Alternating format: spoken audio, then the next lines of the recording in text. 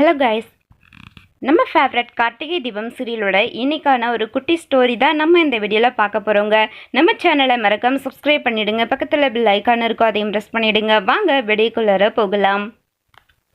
கார்த்திக் காரில் ரொம்பவே ஸ்பீடாக போய்கிட்டு இருக்காரு. அப்போது ரவுடி கீதா என்ன பண்ணுறாங்கன்னா, ரோட்டில் போலீஸ்கிட்ட இருந்து தப்பிச்சு ஓடி வரும் பொழுது ரோட்டில் மயக்கம் போட்டு கீழே விழுந்துடுறாங்க.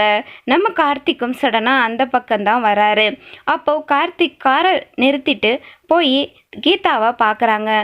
ஏங்க யார் நீங்கள் அப்படின்னு சொல்லிட்டு அவங்களுடைய ஃபேஸை திருப்பி பார்க்குறாங்க. ஒரு செகண்ட் கார்த்திக் பயங்கர ஷாக்கிங் ஆயிடுறாரு.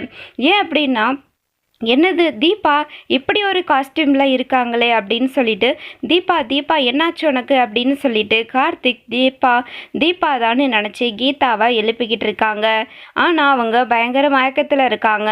அதுக்கப்புறம் கீதாவை தூக்கிக்கிட்டு காரில் அவங்க ஹாஸ்பிட்டலுக்கு கூட்டிகிட்டு போகிறாங்க.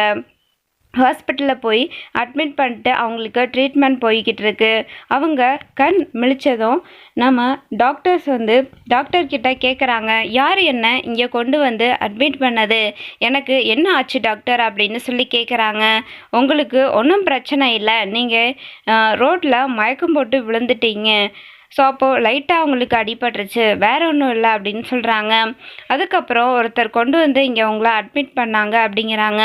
அதுக்கப்புறம் கார்த்திக் வந்து பார்க்குறாரு. தீபா உனக்கு என்னாச்சு, இத்தனை நாள் நீ எங்கே போன, உன்னை தேடி நான் எங்கெல்லாம் அலைஞ்சேன் தெரியுமா, உனக்கு தான் நம்ம வீடு தெரியும், ஆனால் நீ இந்த 2 நாளாக எங்கே இருந்த, இதுக்காக வீட்டுக்கு வரலன்னு சொல்லி விசாரிக்கிறாங்க கார்த்திக். அப்போது என்னடா இது, நம்மளை தீபான்னு பேர் சொல்லி கூப்பிட்டு ஏன் வீட்டுக்கு வரலன்னு சொல்கிறாங்க, என்ன இவர் பேசுகிறாரு அப்படின்னு சொல்லி கீதா ஒரு செகண்ட் வந்து பயங்கர குழப்பத்தில் இருக்காங்க.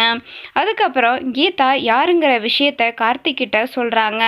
அதுக்கப்புறம் கார்த்திக் கிட்ட சொன்ன உடனே, எங்கள் அம்மா உயிருக்கு போராடிட்டு இருக்காங்க, என்னுடைய ஒய்ஃப் வந்து உங்களை மாதிரி தான் இருப்பாங்க, அதனால தான் நான் உங்களை தீபான்னு கூப்பிட்டேன் அப்படின்னு சொல்கிறாங்க. என் அம்மா உயிர் பிழைக்கணும் அப்படின்னா அதுக்கு நீங்கள் என்னோட தீபா மாதிரி கொஞ்ச நாளைக்கு நடிக்க முடியுமான்னு கேட்குறாங்க.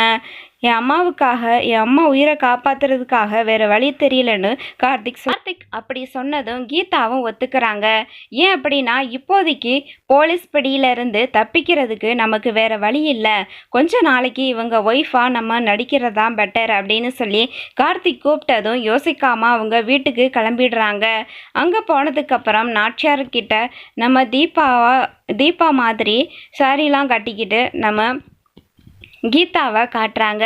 அதுக்கப்புறம் பார்த்தீங்கன்னா நாச்சியாரும் கொஞ்சம் கொஞ்சமாக அவங்களுடைய உடல் நலம் முன்னேறி வருது.